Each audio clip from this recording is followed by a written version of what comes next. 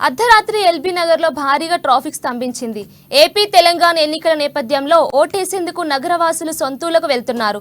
దీంతో నగరంలో బస్టాండ్లు రద్దీగా మారాయి.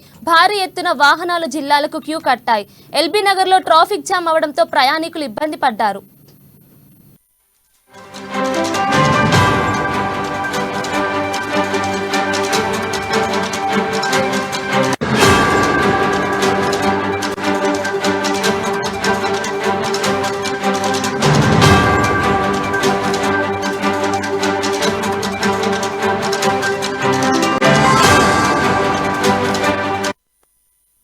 బ్రేకింగ్ న్యూస్ చూస్తున్నాం. అర్ధరాత్రి ఎల్బీ నగర్ లో భారీగా ట్రాఫిక్ స్తంభించింది.